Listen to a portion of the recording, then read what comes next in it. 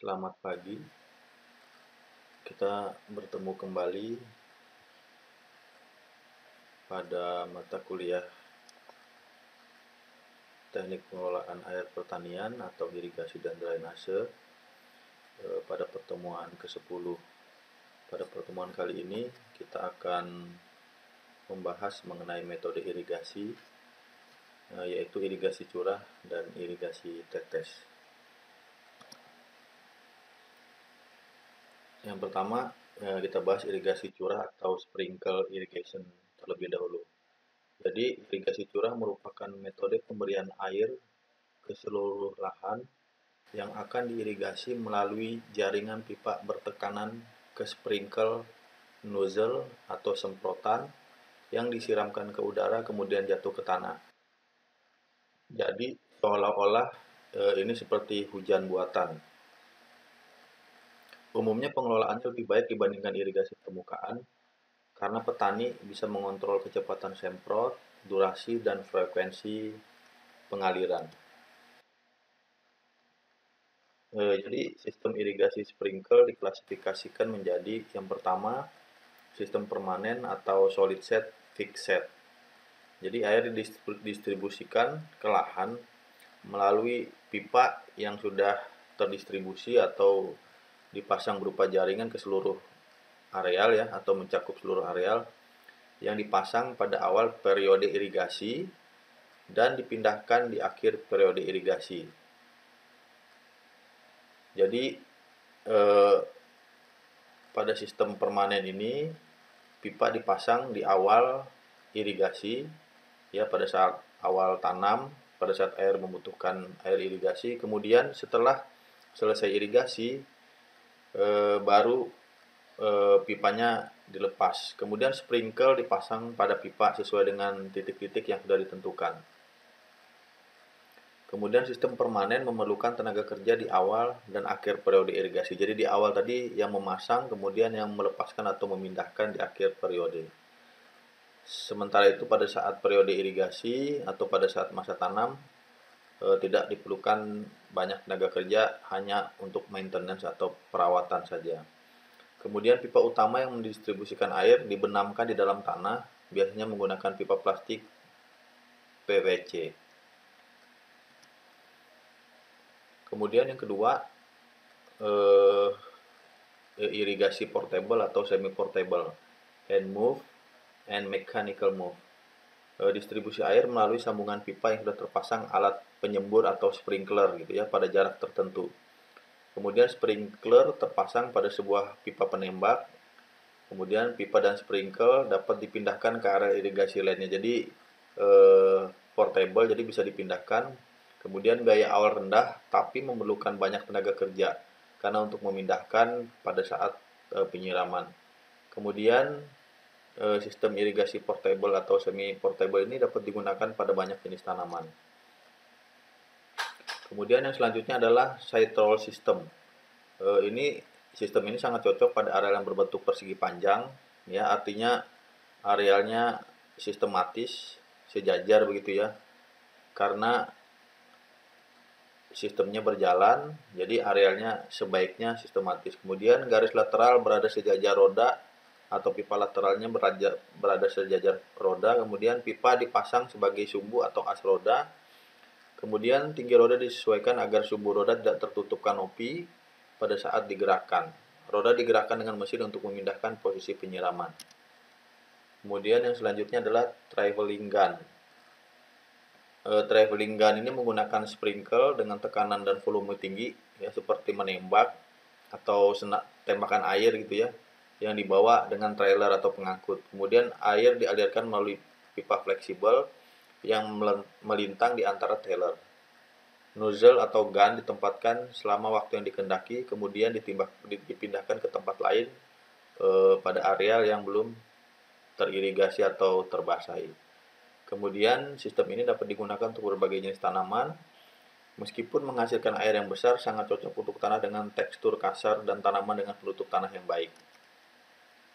Kemudian sistem yang selanjutnya center pivot dan linear move systems. Terdiri dari sebuah sprinkle lateral yang didukung oleh satu set tiang. Kemudian sprinkle bergerak memutar di tengah-tengah area irigasi, tetapi biasanya terdapat titik-titik yang tidak terairi. Nanti kita lihat gambarnya supaya lebih jelas.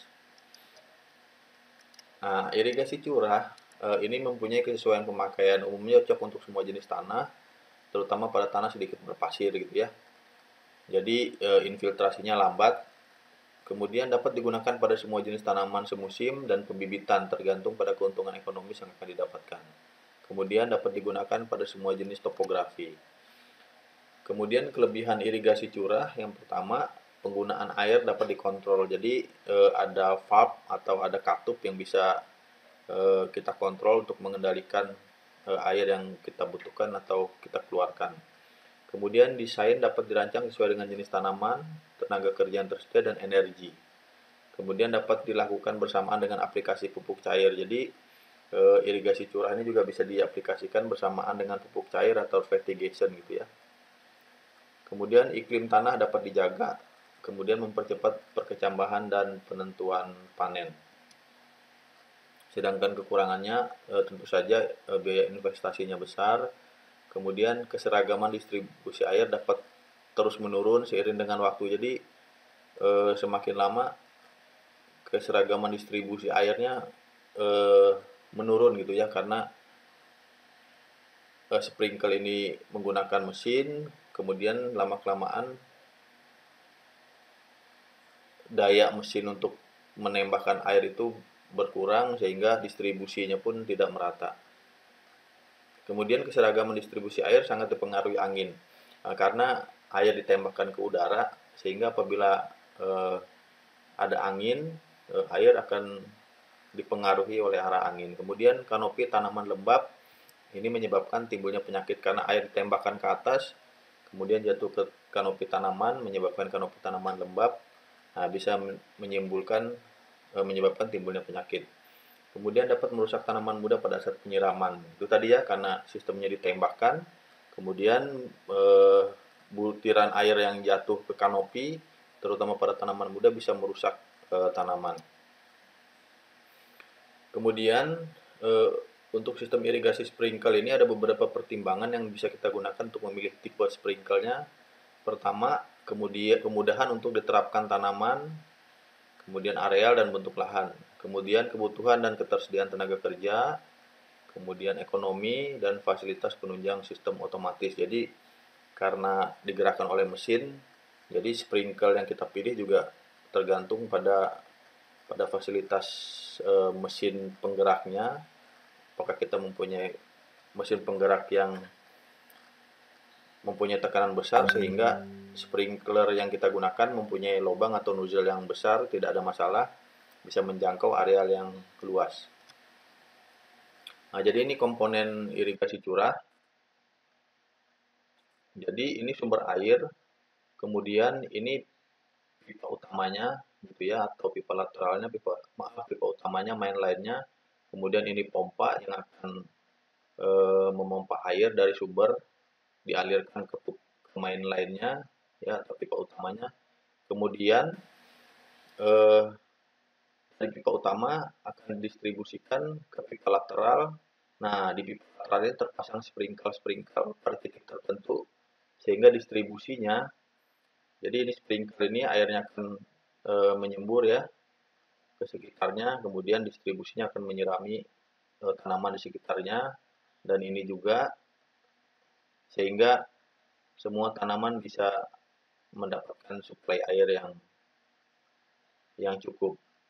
Nah, kelemahannya tadi apabila pompanya semakin lama kita gunakan, tenaga semakin berkurang, mungkin saja semburan airnya hanya sampai di sini, kemudian ada beberapa tanaman yang tidak mendapatkan air. Nah, ini contoh untuk sprinkler yang tak bergerak ya, jadi pipanya ditanam di tanah, kemudian sprinklernya di permukaan yang akan menyemburkan atau menyiramkan air. Jadi pemilihan sprinkler itu tergantung kapasitas debit, kemudian tekanan, nah, lain-lain, bisa sudut nozzle, ukuran tetesan, jarak lemparan, dan pola aplikasi disesuaikan dengan angin, tanaman, dan sistem yang digunakan. Sudut nozzle tergantung kecepatan angin dan tinggi tanaman, ukuran tetes kecil cocok untuk tanah terbuka, tetesan besar cocok untuk daerah berangin, sehingga kalau tetesannya besar pengaruh angin tidak terlalu signifikan gitu ya. Nah, ini beberapa contoh dari sistem irigasi sprinkle. Jadi ini traveling kan tadi. Jadi air ditembakkan ke udara, kemudian buliran-bulirannya akan jatuh ke kanopi, ke permukaan tanah, diintersepsi oleh kanopi tanaman. Kemudian ini bisa bisa dipindahkan. Kemudian ini yang permanen sprinkle ya. Jadi pipanya ditanam di dalam tanah, kemudian yang muncul adalah sprinkle-sprinklenya yang akan menyiramkan atau menyemburkan air. Kemudian ini side roll sprinkle.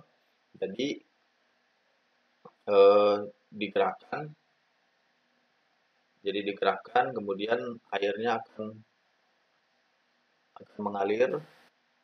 Ini ya, airnya akan mengalir dari sini. Kemudian ini roda ini bisa digerakkan sehingga sistemnya atau perangkat irigasinya ini bisa dibawa atau digerakkan ke lokasi yang akan diairi. Kemudian ini center pivot. Jadi ini center pivot terbalik ya. Ini jadi misalnya di bawah, jadi dia mutar, sprinklenya mutar, kemudian untuk membasahi tanaman di sekitarnya. Kemudian ini yang terbalik, main line-nya atau pipa lateralnya di atas, kemudian ini sprinklenya berputar menyirami tanaman yang ada di bawahnya. Ini nozzle-nya ya, tergantung tipe semburannya, apakah berputar, apakah menembak, atau berupa bulir-bulir seperti ini. Kemudian ini spray-nya ya, siramannya atau tembakannya. Kemudian ini instalasinya, jadi ini pipa utama, kemudian ini pipa lateralnya, kemudian ini sprinkle-sprinklenya. Kalau sprinklenya di atas kanopi tanaman, kalau ini di bawah tanaman.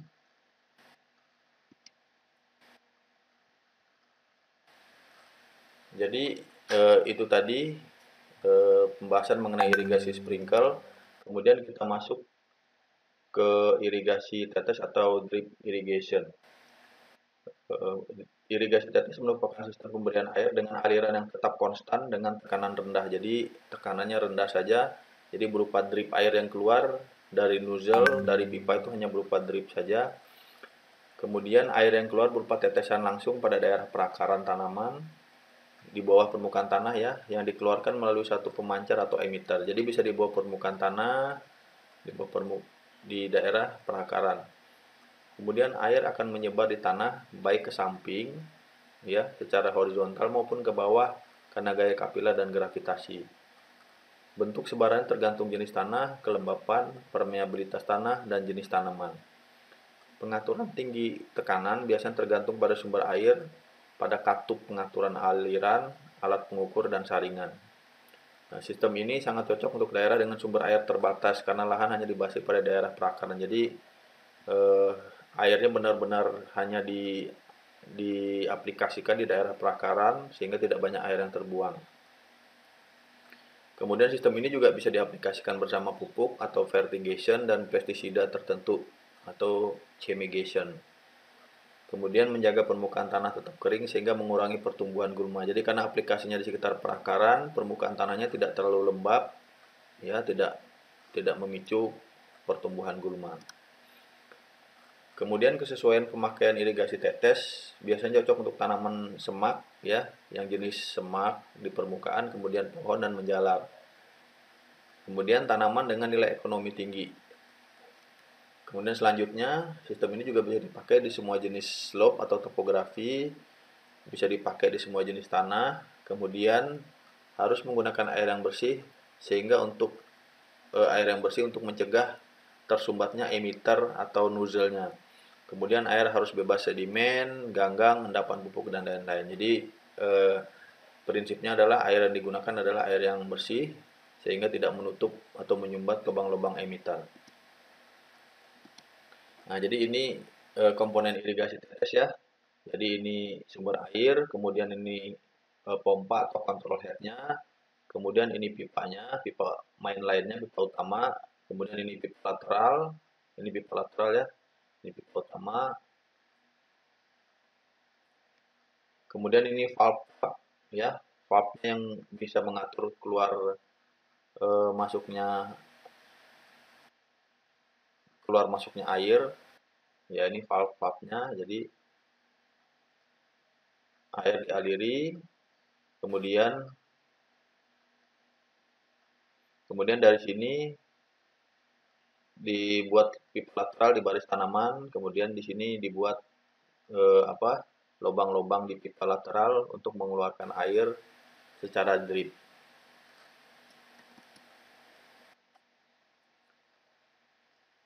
Jadi ada beberapa metode dalam pemberian air pada sistem irigasi tetes ya. Ada drip, kemudian drip juga tapi diletakkan di bawah permukaan atau subsurface irrigation. Kemudian ada yang berupa bubbler irrigation ya, menggunakan pipa kecil dengan debit 225 liter per jam. Kemudian ada irigasi percik atau spray irrigation. Ya, jadi menggunakan micro sprinkler ke permukaan tanah. Kemudian irigasi tetes juga dapat dibedakan berdasarkan jenis cucuran air menjadi air merembes pada sepanjang pipa lateral. Nah, ini ya, sepanjang pipa lateral. Kemudian air menetes atau memancar melalui alat aplikasi yang dipasang pada pipa lateral. Nah, jadi ini alat aplikasinya bisa memancar atau air menetes atau memancar melalui lubang-lubang pada pipa lateral. Nah, ini ya. Jadi drip line-nya ini pipanya, kemudian ada lubang-lubang air memancar. Ini air merembes, kemudian ini air memancar gitu ya. Ya, jadi ini alat yang dipasang pada pipa lateral dan ini yang pipanya berlubang. Sehingga air menetes dari lubang-lubang pipanya. Kemudian ini berbagai variasi tata letak sistem irigasi tetes. Ya, ini main valve-nya, kemudian ini control head-nya mesinnya, kemudian ini pipa lateral, kemudian dibuat alat nozzle-nya gitu ya. Kemudian ini juga dengan sistem yang sama, hanya perbedaan instalasi sistemnya saja. Kemudian ini tata letak aplikasi. Ya, jadi ini areal yang dibasahi. Kemudian ini dibuat emiternya, titik-titik emiternya tergantung kebutuhan tanaman. Satu tanaman bisa terdiri dari mungkin 2 dan 3 emiter ya pada tanaman pohon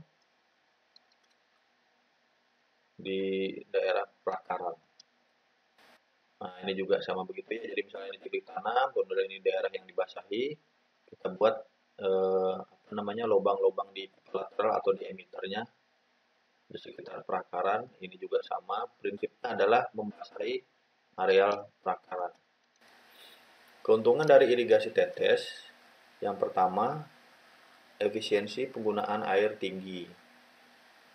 Kemudian tidak banyak sumber air, ya karena hanya berupa tetes-tetes saja aplikasinya. Kemudian jumlah air yang tepat diaplikasikan pada zona perakaran. Kemudian bisa diaplikasikan bersama pupuk dan pestisida, mengurangi pencucian hara ya karena hanya di daerah perakaran, meminimalisir terjadinya leaching melalui proses infiltrasi.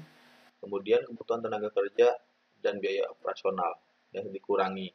Kemudian kegiatan operasional lain seperti panen dan penyemprotan bisa dilakukan pada saat aplikasinya. Jadi karena letaknya di bawah tanaman, ya di permukaan tanah atau di bawah permukaan tanah, kegiatan operasional lain seperti panen bisa dilakukan pada saat penyiraman.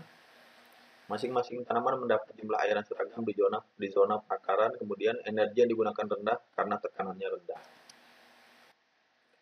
Sedangkan kelemahannya adalah biaya awal tinggi untuk instalasi ya. Kemudian memerlukan keahlian khusus. Nah, jadi ada keahlian khusus untuk mengelola dan mengoperasikan sistem. Karena tekanannya harus diatur sehingga air yang mengalir sampai ke ujung pipa lateral harus seragam. Lebih rapat jarak tanam, jadi biaya per hektarnya semakin tinggi ya karena emiternya semakin banyak. Kemudian terjadi kerusakan penyumbatan pada lubang drip. Nah, itu tadi karena lubang di emiter dan lubang pada pipa lateralnya kecil, ada sangat rentan terjadi penyumbatan atau kerusakan, terutama pada pipa yang dipasang di bawah permukaan atau subsurface tadi ya, subsurface. Tidak bisa membasahi tanah dengan cepat karena tetesan tadi, kemudian zona perakaran tidak terlalu dalam, kemudian sumber air harus bersih. Nah, itu tadi ya, untuk mencegah terjadinya penyumbatan emitter, sumber air yang digunakan juga harus bersih. Nah, ini beberapa komponen yang disiapkan dalam perencanaan sistem irigasi tetes ya. Ada nozzle-nya, ada pipa lateralnya, ada valve-nya. Ya, ini pipa lateralnya ya. Ada valve-nya, kemudian ada katupnya, ada penyambung antar sudut, penyambung pipa dan sebagainya. Nah, kemudian ini contoh instalasinya, sumber air, kemudian ini pompanya ya, kemudian dialirkan ke pompa utama, ini pompa utama, kemudian ini pipa utama maksudnya, kemudian ini pipa lateralnya. Nah, kemudian dipasang emitter atau dilubangi pada titik-titik tanamannya gitu ya. Jadi air yang keluar dari pipa lateral ini berupa drip atau tetesan seperti ini. Nah, untuk tanaman berkayu atau pohon, nah bisa digunakan pipa yang melingkari tanaman. Ya, jadi di sekitar perakaran kemudian dibuat lubang-lubang pada pipa tersebut. Nah, ini juga salah satu contoh instalasinya ya. Kemudian nah ini dripnya. Nah, jadi ini tanamannya misalnya jalur tanam, dripnya bisa diletakkan di pinggir jalur tanamnya sehingga membasahi areal perakaran. Nah, ini juga contoh lain. Jadi di sekitar perakaran saja yang teraliri gitu ya. Ini juga sama. Nah, kemudian ini beberapa jenis tanaman hortikultura yang dibudidayakan dengan sistem irigasi tetes gitu ya.